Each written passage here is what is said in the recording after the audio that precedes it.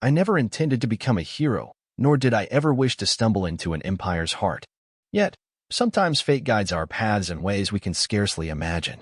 When I first found myself in the cockpit of the starbound Mirage, trembling from the shockwaves of a recent battle, my only thought was survival. My arms felt like lead as I wrestled with the controls, eyes darting across flickering indicators that warned me my beloved ship was running on fumes. The hull was battered, the weapon systems in partial ruin, and the hyperdrive was on the brink of collapse. My only companion at the time was the subtle hum of the failing engines, punctuated by the cracks of electricity arcing through the battered console. I was alone, desperately alone, drifting in an uncharted sector, with no clear plan and nowhere to go. But as chance would have it, fortune, if one can call it that, soon intervened. My sensors, flickering with static, detected the faint presence of a station. The readout on my cracked holo display showed a massive structure ahead, glinting like an artificial star in the darkness. I had only enough power left for one final jump, and in my desperation, I engaged the hyperdrive. The resulting surge of energy nearly knocked me unconscious, yet I held firm, biting my lip until I tasted blood. My heart thudded in my chest as I prayed the old bucket of bolts would hold together just a little longer. A moment later, the swirling cosmos folded in on itself, twisting into a vortex of shimmering lights. My star charts were all but useless at that point, and I had no idea where I would emerge. Still, I clung to hope. Anywhere was better than the emptiness behind me, where dangerous foes prowled and the remnants of cosmic pirates roamed. When my craft shuddered back into normal space, I realized I had leapt into the largest station I had ever witnessed, a gargantuan ring of polished metal and translucent domes, studded with shimmering towers that stabbed into the void. Twinkling lights danced along its surface, revealing intricate shapes and architectural flourishes that took my breath away. As soon as I approached, an automated docking beacon latched onto my ship's signature, guiding me in. My alarms died, replaced by a strangely serene hum from within the station. This was the Zirathian Diplomatic Station, though I did not yet know its name. Unidentified craft, a voice boomed through my comm channel. Stand by for scanning. My heart pounded. I had no illusions that I was in any shape to resist, so I complied. I felt the odd tingling of an external scanning beam piercing the battered hull of the starbound Mirage, and then, quite unexpectedly, it quieted. The docking clamps sealed around me, a hiss of pressurized air sang through the corridors, and the cockpit hissed open. I stumbled out, chest tight, trying to adjust to the bright corridor lights. There, an imposing delegation of armored figures with elaborate crests waited. They were tall, elegant in their movements, clad in glossy black uniforms embroidered with gold insignias. Their boots clicked in unison on the hangar deck.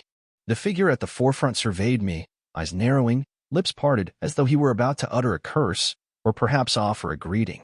Then he bowed, a gesture that left me blinking in disbelief. He extended a slender device that sparkled with runic inscriptions, some form of advanced translator or identification apparatus. "Hail, Commander Kael Riven," he said, voice echoing in the vast chamber. "We have awaited your arrival with great anticipation." My mind spun. A single phrase repeated, "Commander Kael Riven?" That wasn't me. I was Jace, nobody special, just an opportunistic pilot who had survived one too many close calls. The revelation stirred panic in my gut, but I quickly realized I might exploit this case of mistaken identity, at least until I sorted out my predicament. What if these people were dangerous? If they had discovered I was an imposter, I might have been thrown into the nearest brig, or worse. So I did the only thing my survival instincts would allow. I cleared my throat, steeled my gaze, and replied, "Yes." My apologies for the delay. It was a treacherous journey. My voice shook ever so slightly, but the masked official did not seem to notice. Instead, the entire retinue sank into a deeper bow, as though I were royalty. I resolved, in that moment, that I would play along carefully, yes, but I would do what I must to fix my ship, ensure my safety, and slip away at the first chance. Little did I know just how complicated my ruse would become. They escorted me from the hangar into a labyrinth of wide corridors, each corridor glistening with futuristic decor. Crystal chandeliers hung from the ceilings, casting rainbows upon polished floors. Translucent panels displayed otherworldly vistas, Zirathian fleets in formation, swirling nebulae, and triumphant statues of great leaders. The deeper we ventured, the more I sensed that this station was not merely functional, but also a seat of ceremonial grandeur. What people had I stumbled upon?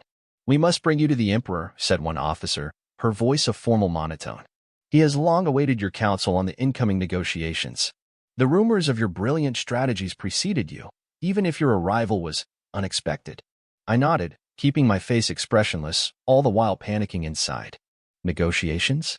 Strategies? Emperor? This was no mere outpost. This was the nerve center of a powerful empire. And I was no mere wanderer, at least in their eyes. I realized, with a cold sweat, that Kael Riven was presumably some legendary war hero, a commander of great significance.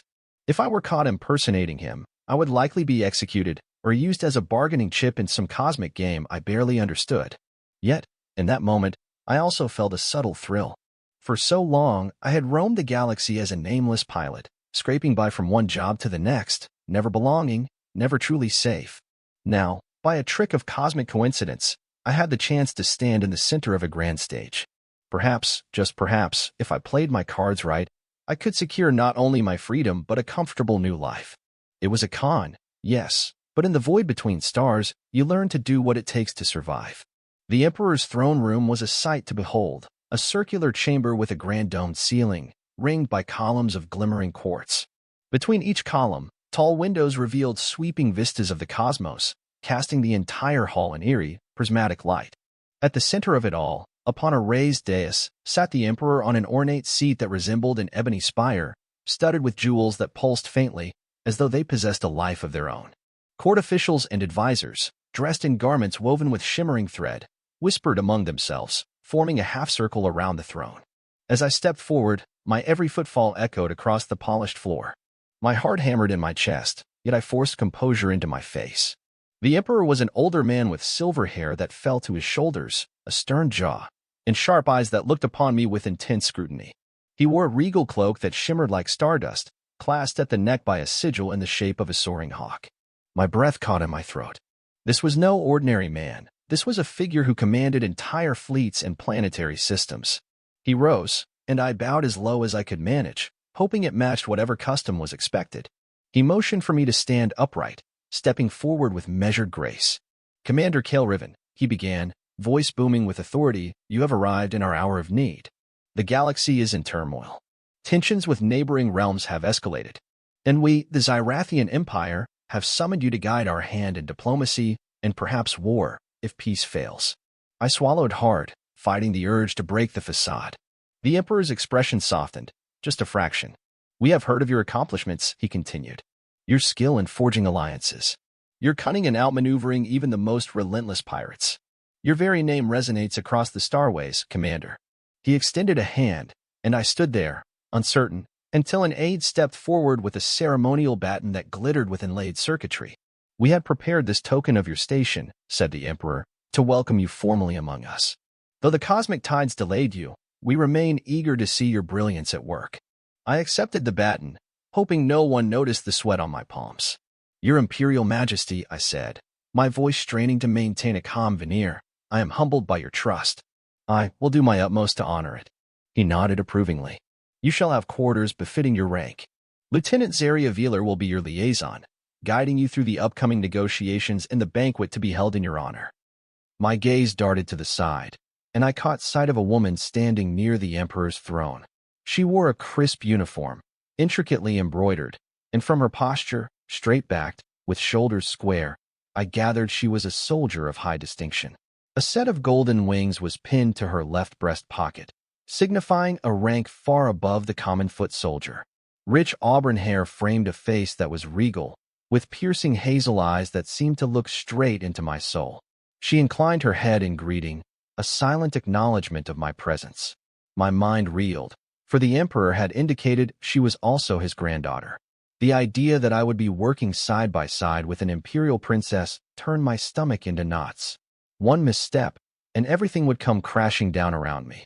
Even so, from that very first glance, I sensed something in her unwavering gaze, some mixture of curiosity and wry amusement, as though she could tell there was more to me than met the eye. That night, I settled into a lavish set of quarters reserved for me, complete with plush furniture, holographic walls displaying tranquil scenes of faraway waterfalls, and a sumptuous meal spread across a marble table. I picked at the food, thinking it too good to be true. I tried to rest, but sleep eluded me, my mind too busy conjuring worst-case scenarios for the days ahead. At dawn, or what passed for dawn on this station, I rose to find Lieutenant Zarya Velar waiting for me at the entrance, dressed in her crisp uniform, eyes bright and attentive. She saluted, a gesture that nearly caught me off guard. "Commander," she said, "the Emperor requests your presence at a strategic council this morning. The negotiations with the Draxian Confederation are set to begin within 2 days, and we must brief you on their stances, as well as the potential trade-offs for maintaining peace." I played the part of the mildly weary but determined warrior, offering a curt nod. "Of course," I replied. "Lead the way, Lieutenant." As we walked, she briefed me on countless details, political alignments of the Draxians, the presence of an amphibious race known as the SciFi, who held key star routes in contested territory, and the Emperor's desire for a lasting peace treaty. Then, she mentioned something I had not expected. Space pirates, the very ones who had nearly destroyed my ship, were rumored to be lurking near the station. They had alliances, or at least beneficial relationships with certain factions, complicated further by mercenary deals. The precarious balance of power made me uneasy, for I was a man used to living on the fringes, not standing at the apex of an empire's decision-making.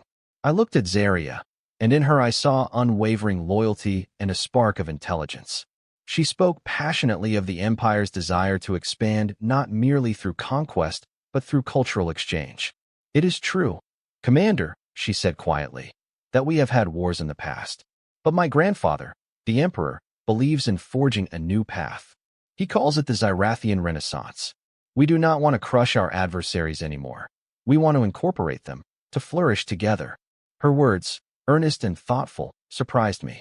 I felt a flicker of admiration for her and for this place that was, for the moment, my home. But guilt also gnawed at my heart. I was deceiving these people, impersonating a man they respected and admired. Could I truly keep up this charade? The following weeks became a whirlwind of activities, during which I did my best to play the role of Kael Riven, gleaning any scraps of knowledge I could from the archives, from passing remarks, from every conversation. I studied old military reports and economic treaties, tried to memorize the layout of Zirathian star charts, and listened carefully to the Emperor's advisors. Whenever possible, I deflected direct questions, feigning a cryptic air befitting a commander of my supposed stature. Zarya's assistance was invaluable. She escorted me to conferences where ambassadors from various star systems arrived, each bearing gifts and declarations of goodwill. She whispered clarifications in my ear, teaching me just enough to nod and pretend I knew what I was talking about. I noticed the appreciative glances she cast my way, and I sometimes caught her studying me with a curious tilt of her head. Did she suspect? If she did, she never revealed it. In the quiet hours, I found myself enjoying her company, drawn to her determined spirit and keen mind. One evening, after a formal banquet that had tested my ability to bluff my way through aristocratic conversation, Zarya guided me through a tranquil garden dome. Lush greenery stretched out in neat rows, and exotic flowers released faint motes of bioluminescent pollen into the air, making everything glow softly in the artificial starlight. We paused by a tall tree with purple leaves, from which hung silvery pods that chimed in the breeze. She looked at me, expression serious. "Commander," she began, "there is something I must tell you. But first, I ask that you trust me." My heart rate picked up. "What is it?" "I have served as my grandfather's aide since I was a child. But he has entrusted me with a special duty, one that involves you. When he saw the results of the scan that confirmed your identity, he decided to propose an even deeper alliance." I froze, every muscle tense. An alliance? With me? My mind raced. Could this be some elaborate political move? She took a small device from her belt, a shimmering orb that pulsed gently like a heartbeat. In Zirathian culture, there is a particular object we gift to those we hold in highest esteem. It is a token of unbreakable solidarity, a vow of mutual defense and honor. Before I could protest, she placed the orb into my hand. A gentle warmth spread from it, traveling up my arm and lodging in my chest like a comforting glow. "This is for you, from the Emperor," she said, "and from me. It symbolizes more than an alliance, Commander. It is a gesture of intent. In many of our ancient scripts, it can even mean betrothal." My breath caught. Betrothal. The word rang in my ears as if thunder had crashed overhead. She exhaled softly, seeming a bit hesitant. I don't wish to impose. But you must understand, in our lineage, we formalize alliances this way. It does not necessarily mean we must wed, but it is a sign that such a union is recognized. Grandfather believes your cunning and our empire's strength would be unstoppable if joined in every sense. And, well, he believes strongly in tradition. I felt my face grow hot, tension flooding my veins. A betrothal, is that what this is? But I wasn't expecting this, Zarya. I don't know what to say. She lowered her gaze, her expression thoughtful, perhaps even vulnerable. I understand, she said, voice quiet. If your heart does not accept it, we can interpret the gift in a purely symbolic sense. But the Emperor, he has used the old rites. And that means many will see you and me as destined partners, or at least potential partners. You must make your own choice. But be warned, to return the orb would be a grave insult, one that could endanger all these negotiations. I stood there, the orb throbbing in my palm like a living thing, the radiant pollen drifting around us in the dome. My mind whirled with the knowledge that I was no real commander, that I was an imposter. This betrothal business could ruin everything, or it could secure my position. If I refused, I might incur the Emperor's wrath, plunging the entire station into political chaos. If I accepted, I was not only continuing the con, but binding myself in a deeply personal alliance with Zarya. I swallowed the lump in my throat and gave a single, faint nod. She released a sigh of relief, then placed her hand gently on mine, closing my fingers around the orb. Very well, she whispered. We shall proceed carefully. Thank you, Commander Kael Riven. In that moment, my heart thumped painfully, not entirely out of fear, but also out of unexpected warmth toward this woman. I had never meant to entangle her in my deceptions, and I realized, with mounting dread, that my con had grown more complicated than I could possibly manage. Soon after this exchange, the formal negotiations with the Draxian Confederation began. Delegates in flowing robes of vivid turquoise disembarked onto the station, their wide eyes, elongated limbs, and melodic language suggesting they were a peaceful but shrewd people. The Emperor welcomed them with a lavish ceremony, and I stood at his side, Zarya nearby, our betrothal orb discreetly clipped to my belt. Murmurs drifted through the crowd, some excited, some respectful, and some envious. Word of my supposed engagement to the Emperor's granddaughter had spread like wildfire. During these diplomatic sessions, I tried to speak in measured tones, offering observations gleaned from my hurried studies. Miraculously, I managed to impress enough advisors that the Emperor's trust in me only deepened. Meanwhile, Zarya's quiet guidance continued, helping me navigate the labyrinth of etiquette and policy. I found myself increasingly indebted to her, not just for covering my ignorance, but for her warmth and understanding. On more than one occasion, she offered me a knowing smile that hinted she sensed something was amiss, yet she said nothing to betray it.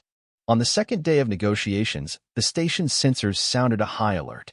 A wave of panic coursed through the diplomatic hall. Station security officers rushed in, announcing a band of pirates had launched a surprise attack on the outskirts of the station's perimeter. Their ships, battered but formidable, tested the station's defenses, perhaps hoping to disrupt the negotiations and plunder the gathered wealth of the delegates. I glimpsed Zarya's face. She looked grimly determined. Commander, she said urgently, the Emperor requests you help coordinate our defensive strategy. He believes your tactical genius will carry the day. My stomach clenched. If there was one area I had real experience, it was dealing with pirates, though normally I was the one running from them, not orchestrating a large-scale battle. Still, I had often evaded or outmaneuvered them on my own. Perhaps that knowledge would come in handy here. In the station's command center, a circular room bristling with holo displays, I took charge more from necessity than confidence. Security officers reported the pirates were led by Captain Zalrek, a notorious marauder whose reputation for ruthlessness was well known. The pirates' approach vector was cunning, exploiting a gap in the station's outer defense grid. As the Emperor and his generals looked on, I studied the swirling patterns of movement on the holomap. Send the first wave of fighter drones here, I said, pointing to a position near an asteroid cluster that offered partial cover. If they attempt to slip around, catch them in a crossfire at this approach corridor. We can close off their main route of escape. The Emperor nodded, eyebrows arching in approval. He gestured to his officers, who relayed my orders through the comm channels. Within minutes, we saw a flurry of small defensive craft swarming out from the station, circling around the pirates in a pincher maneuver. I paced, recalling the times I had encountered these very tactics from the other side. If Captain Zalrek was as cunning as rumored, he might attempt to feign retreat, drawing our ships away so they could loop back and strike the station's vulnerable spots. Deploy interceptors to the station's far side, I commanded. They must be ready for a flanking assault. And keep the big guns silent until you see the whites of their hull plating. The moment they show their broadside, we strike. Zarya watched with quiet admiration and perhaps a bit of awe. The Emperor's generals, skeptical at first, soon nodded at my instructions. Moments later, Captain Zalrek tried precisely what I had feared, a feigned retreat, followed by a sudden reverse course to strike the station's flank. But our interceptors were already in place, waiting in ambush. A spectacular light show erupted on the holomap as blasts of ion beams and bright bolts of plasma soared through space. Several pirate vessels were swiftly disabled or destroyed. The remaining ones, pinned in a lethal crossfire, had no choice but to flee. By the time the dust settled, only a handful of smaller craft limped away under cover of darkness, slipping into the infinite void. The station's defenses were victorious. No delegates had been harmed, and the negotiations could continue. When the crisis passed, the Emperor himself stepped forward, placing a hand on my shoulder. Commander Kael Riven, your reputation is well earned. Today, you have proven that we chose wisely in summoning you. He turned to the staff in the command center. Let it be known that this man has saved the diplomatic mission and, by extension, preserved the future peace of our empire. He is worthy not only of our respect but of our unwavering loyalty. The chamber filled with applause. My cheeks grew hot, and I briefly caught Zarya's gaze. There was pride in her eyes, a pride that made me feel a pang of guilt I could not quell. That night, I could not sleep, wondering how long I could maintain this ruse before the truth inevitably came crashing down. Days passed, and the negotiations with the Draxians bore fruit. A preliminary treaty was signed, ensuring trade routes and mutual defense pacts that would benefit both sides. The Emperor was jubilant. He announced a grand gala to celebrate, inviting delegates, generals, aristocrats, and me, his prized commander, to revel in the newfound goodwill. I found myself dreading the event, for such festivities usually involved many toasts and many eager onlookers who might ask me questions I could not answer. Nonetheless, the evening arrived. The banquet hall glowed with opulence. Massive windows revealed the starry void, and floating chandeliers emanated a gentle luminescence, bathing everyone in a soft glow. The tables were laden with plates of exotic delicacies. Musicians played harp-like instruments that sent haunting melodies reverberating through the air. I was seated near the Emperor and Zarya, prompting countless stares from curious courtiers. Partway through the feast, a hush fell across the hall. The Emperor rose, lifting a crystal goblet in a toast. To the peace we have forged, and to the bright future of the Zirathian Empire, he announced, voice ringing with regal authority. But above all, let us toast the heroic efforts of Commander Kael Riven, who not only guided our negotiations but also saved us from the clutches of merciless pirates. His valor is matched only by his devotion to our people. He motioned for me to stand. My heart hammered in my chest as I rose, raising my own goblet. My mind raced to find words that would not betray my ignorance. I am honored, I said carefully, to serve this empire and to protect its future. May our alliances grow strong like the ancient roots of the Sarin trees, and may our shared destinies shine bright across the cosmos. The crowd cheered, and I smiled, hoping it didn't look too forced. I was about to sit when I heard a new voice ring out, sharp and dripping with derision. Indeed, how fortunate we are that Commander Kael Riven, once lost, has returned to us. Turning, I saw a tall figure in black and silver armor striding into the hall, flanked by soldiers. A scar ran across his cheek, and a half-smile tugged at the corners of his mouth. His arrival drew gasps from the assembly. The Emperor's eyes widened, and I felt the blood drain from my face. Allow me to introduce myself, the figure said, bowing slightly but never taking his piercing gaze off me. I am Kael Riven, commander of the Imperium's Third Fleet, summoned here by the Emperor's mandate. And I would very much like to know who, he pointed an accusing finger at me, this impostor is, daring to wear my name. A wave of shock and confusion swept through the crowd. Advisors murmured to one another, while the Emperor himself looked thunderstruck, as though reality had slapped him across the face. Zarya stiffened at my side, eyes wide, her posture radiating tension. I could feel my entire ruse collapsing. My body tensed, bracing for the inevitable storm of accusations. I opened my mouth to speak, but no sound emerged. The real Kael Riven strode closer, a menacing presence that loomed like a thundercloud. "You have some explaining to do," he growled. The next few moments were a blur of heated voices, scandalized cries, and the Emperor ordering the hall to be cleared of all but the most essential personnel. Finally, only a small group remained: the Emperor, the true Kael Riven, Zarya, and several advisors, along with a handful of heavily armed guards who circled me, weapons at the ready. My legs felt like they might give out at any second. "Is this true?" demanded the Emperor, his expression seething with anger and betrayal. "You are not Kael Riven? Then who are you?" I took a deep breath, letting the truth pour out in a trembling voice. "My name is Jace," I began, swallowing back fear. "I am nobody special. My ship was damaged in pirate-infested space, and I stumbled onto this station. I was desperate, and when the scan named me Commander Kael Riven, I panicked. I didn't know what else to do. I went along with it. I never meant to hurt anyone." The silence that followed was deafening. The Emperor's face was ashen, and Zarya stared at me with a mixture of shock, sorrow, and an emotion I could not quite decipher. The real Kael Riven, on the other hand, looked like he wanted to tear me apart. "You dared impersonate me in front of the Emperor," he snarled. "Do you realize the punishment for such treachery?" I lowered my gaze. "I do," I said weakly. "But I swear, I meant no harm. I tried to help in my own way." "You performed valiantly." Zarya's voice cut through the tension like a clarion call. Everyone turned to stare at her. She stepped forward, placing herself between me and the ring of guards. "He may have been an imposter, but he saved the negotiations, and he saved the station from the pirate assault. I witnessed his leadership in the command center. He did not simply posture. He protected us. And in so doing, he earned our trust." The Emperor's stern gaze flicked between me and Zarya. "Is this how you feel as well, my granddaughter? Despite his deceptions?" She nodded solemnly. "Yes, grandfather. Even if he lied about his name, his actions were sincere. I believe he deserves our gratitude for that."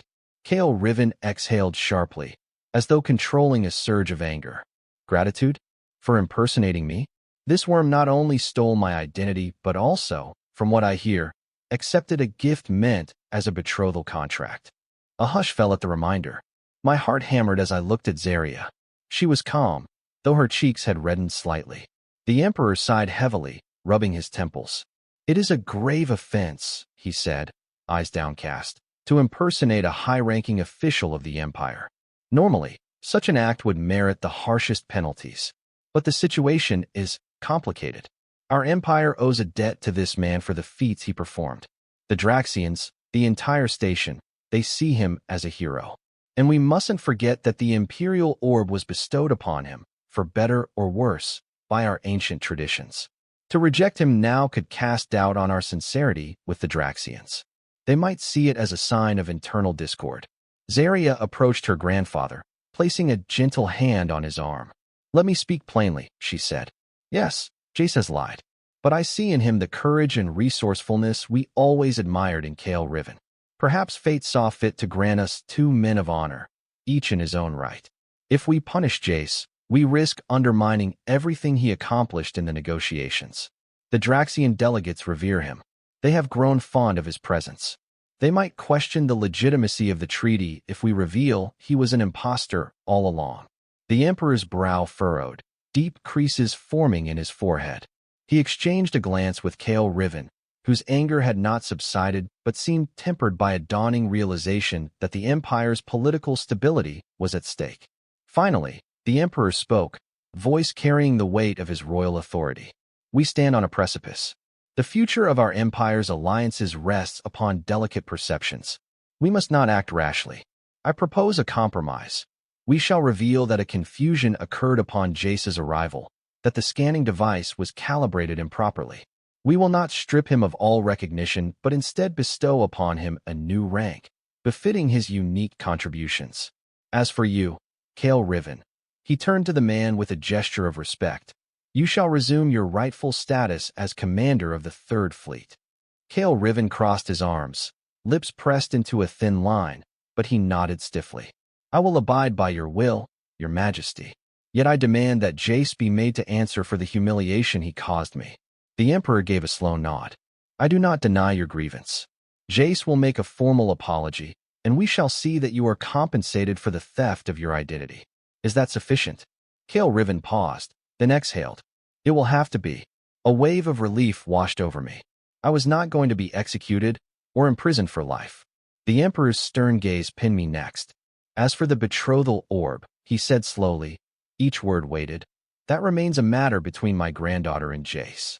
She alone must decide whether it holds meaning or if it should be considered void. Zarya said nothing. She only cast a fleeting glance my way, and I glimpsed uncertainty swirling in her eyes. The Emperor signaled for the guards to lower their weapons, and just like that, I was free, at least in name. But I knew my path forward was anything but simple.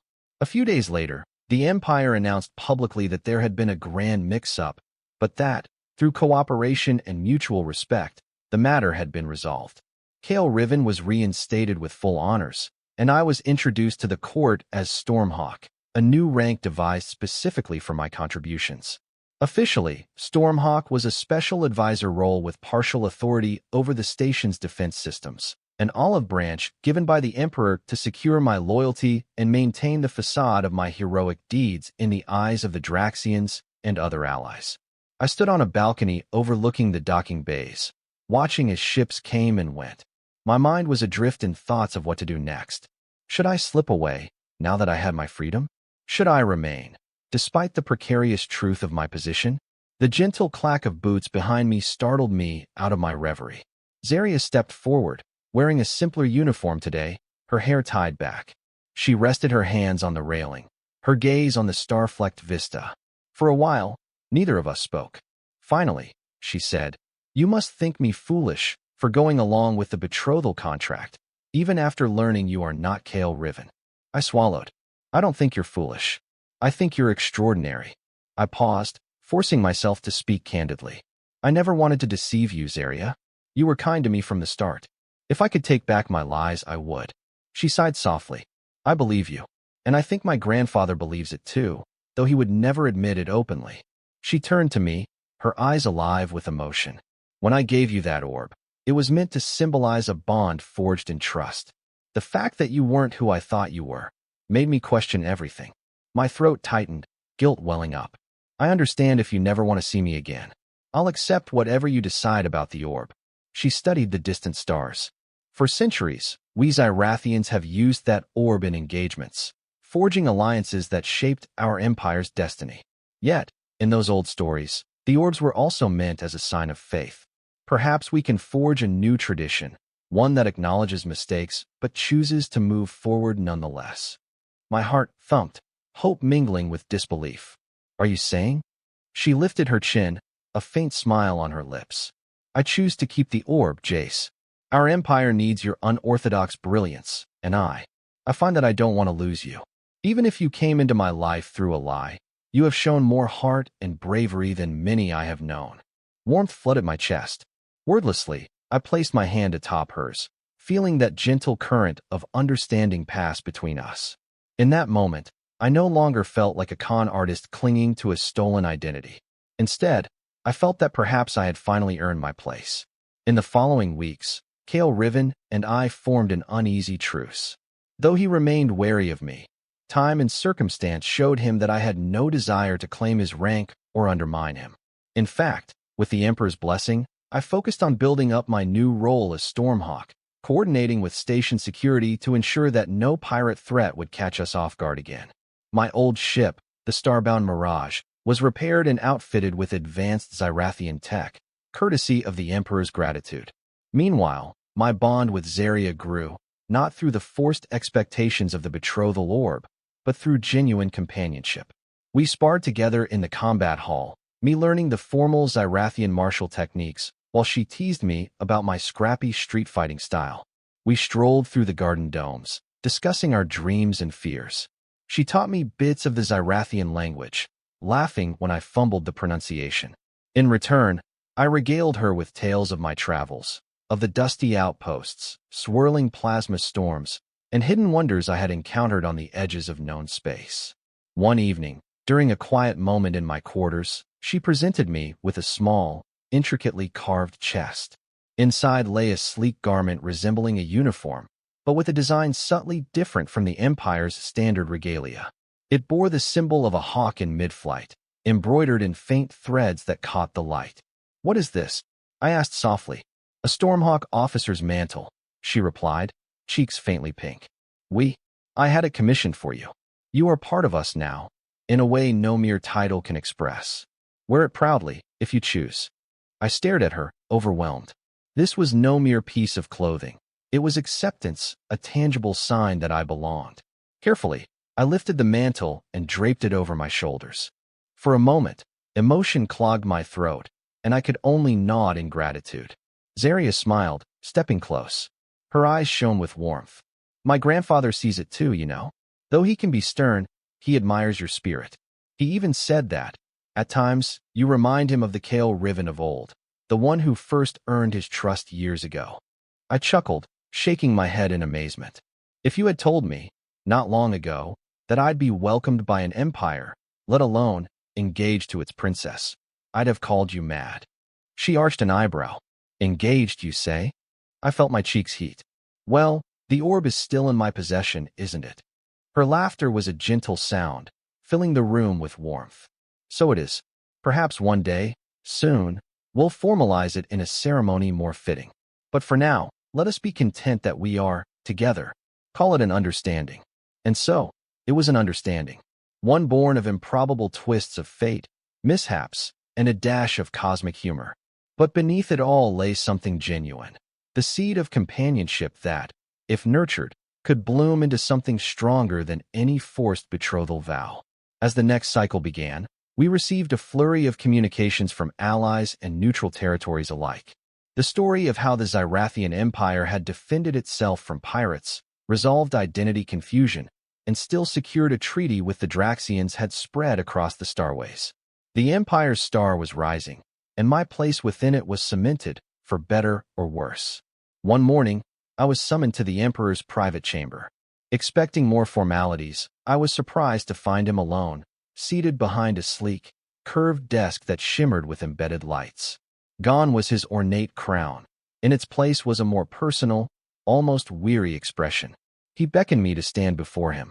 "I have a mission for you," he said without preamble.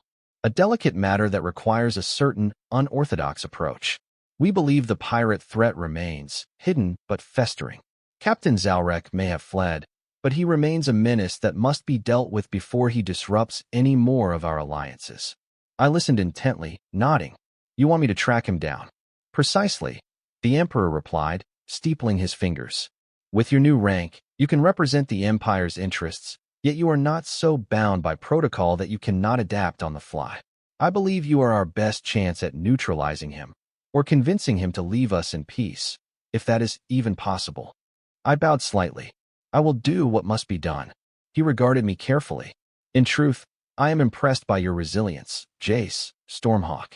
There was a time I would have had you imprisoned. Yet, now, I trust you with a mission that could shape our empire's future. Perhaps that is how fate works. Unpredictable, but ultimately guiding us toward a necessary path. Go with my blessing. And be sure to take care of my granddaughter. I know she will insist on accompanying you." My heart fluttered at the mention of Zarya. I realized that I did not want to embark on this journey without her. The Emperor raised a hand. "One more thing.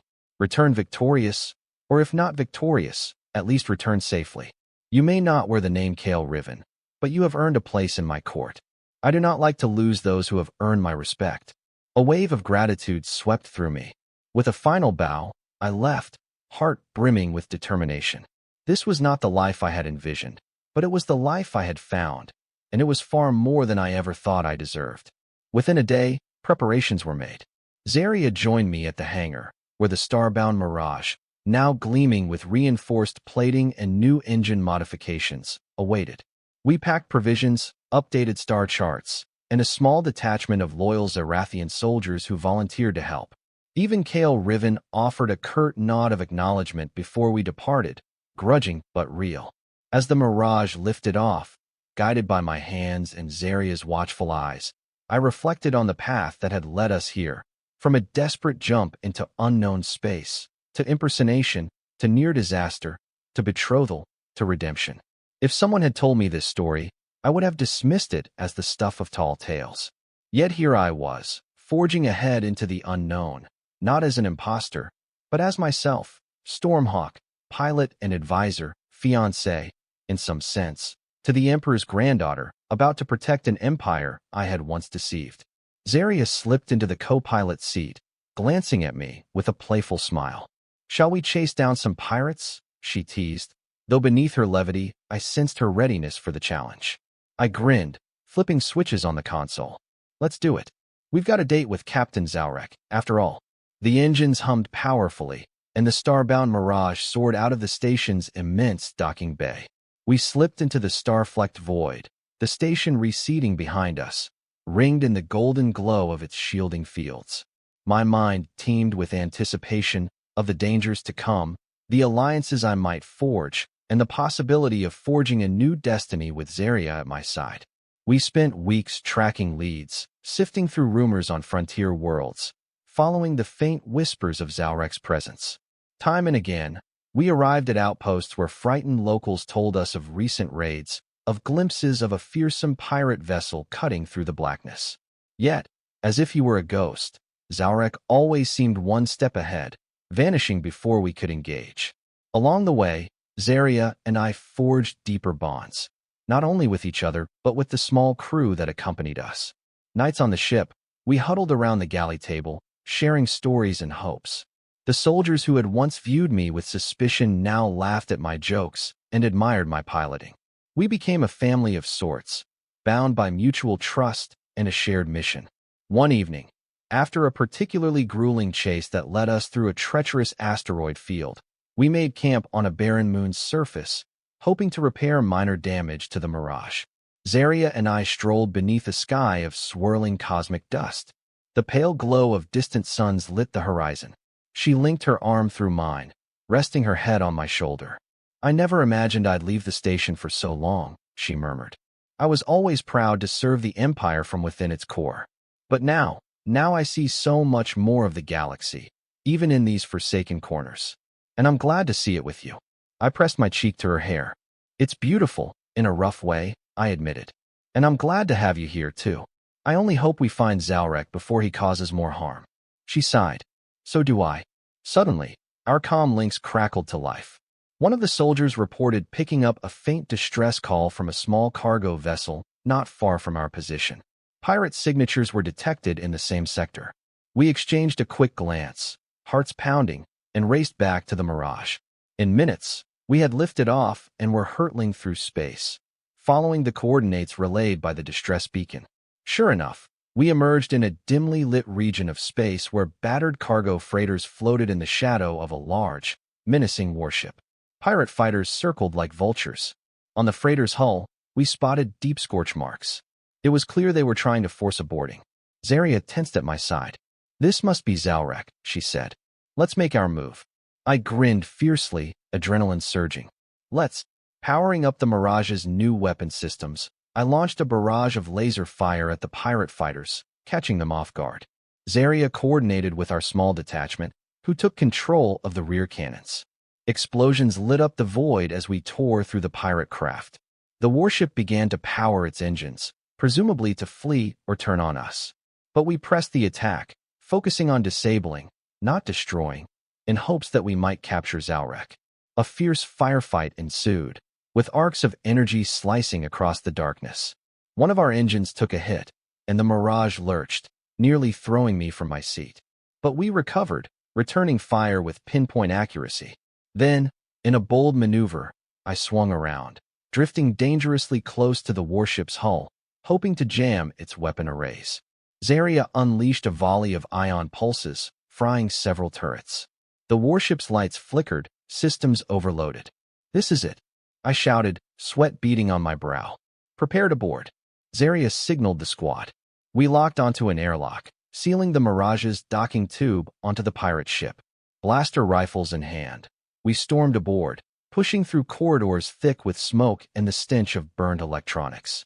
Pirate resistance was fierce, but uncoordinated.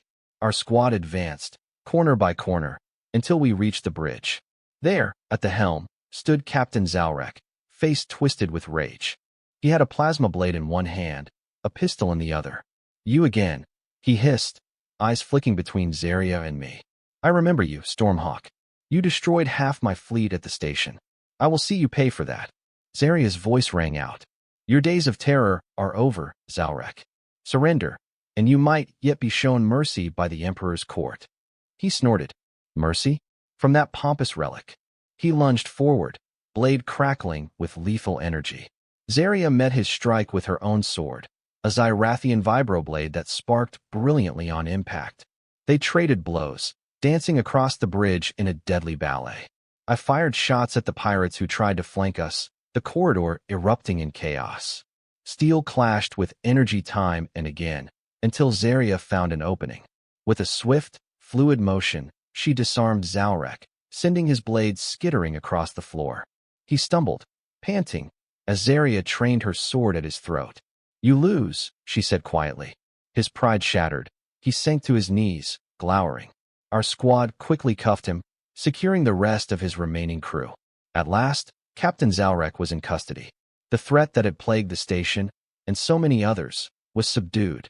We returned triumphantly to the Zirathian Diplomatic Station, escorting the captured Zalrek and his warship. The Emperor greeted us with sober relief, praising our success. Immediately, Zalrek was taken into custody, awaiting trial. The station's halls buzzed with excitement. Stormhawk and Princess Zarya had done the impossible, capturing a pirate lord who had eluded others for years. In a formal ceremony, the Emperor recognized my courage before the assembled courtiers, raising my status officially within the Empire's ranks. Kael Riven stood by, his expression no longer hostile, but rather accepting, though he remained a man of few words. Zarya, by my side, glowed with quiet pride, her hand lightly holding mine whenever protocol allowed. At the ceremony's end, the Emperor stood, imposing in his regalia. "Let all bear witness," he proclaimed, "to the valor of Jace, known as Stormhawk, who came to us under chaotic circumstances but has proven his worth time and again. He has safeguarded our diplomatic station, he has ensured peace with the Draxians, and now he has brought justice to Captain Zalrek. Therefore, I name him not merely an advisor, but a recognized champion of the Zirathian Empire. May the cosmos echo with his deeds." Cheers erupted. My heart pounded with the weight of the moment. I bowed deeply, grateful beyond measure. Then the Emperor turned to Zarya. "My granddaughter has chosen to keep the betrothal orb with this man. In accordance with our ancient traditions, I hereby acknowledge their union. Let them seal it when they are ready, in a manner that suits their hearts, for the Empire is not only built on power, but on genuine bonds of trust." A hush fell, replaced by murmurs of joy and celebration. Zarya smiled at me, warmth shining in her eyes. At that moment, I understood that the con I had begun was no longer a con. It had transformed into something real, something worth embracing. I had a home, a purpose, and a companion by my side who saw the best in me, despite my flaws. That evening, Zarya and I slipped away from the bustle of the station's festivities, returning to the same garden dome where she had first given me the mysterious orb. The silver pods chimed in the soft breeze, and glowing pollen drifted around us. We stood beneath that ancient tree, hand in hand. "I never expected to find a life like this," I murmured, my thumb brushing over the orb's surface. "Certainly not here, of all places." She tilted her head, a playful smile curving her lips. "Nor did I expect to be engaged, truly engaged, to a man I first knew as an impostor." I winced, but her eyes sparkled with affection. "Yet here we are," she continued, "side by side, forging a future that neither of us could have predicted. Isn't that the essence of exploration, Jace? Venturing into the unknown and finding treasures we never thought possible." I pulled her close, the warmth of her presence reassuring. "Yes," I said softly, "that's exactly what it is." In that tranquil moment, all the chaos that had brought me here, the lies, the battles, the narrow escapes, faded into the background. What remained was a sense of belonging, of having stumbled upon not just a new identity, but a new life. Our lips met in a tender kiss, sealing a silent promise between us. As the chiming pods gently sang, I realized my greatest con had turned into my greatest blessing, one that no cunning plan or escape strategy could have prepared me for. I had found my place among the stars, not as Kael Riven, but as Jace, the Stormhawk, ready to chart a destiny filled with adventures, alliances, and above all, the abiding love of a woman who had gifted me not only her trust, but her heart. And so, in that realm of cosmic wonders, with the Zirathian Empire thriving under a renaissance of peace and unity, we began a life together that would echo through the galaxies for years to come, a testament to the strange, unpredictable, and ultimately joyous paths that fate can weave when one dares to venture beyond the horizon.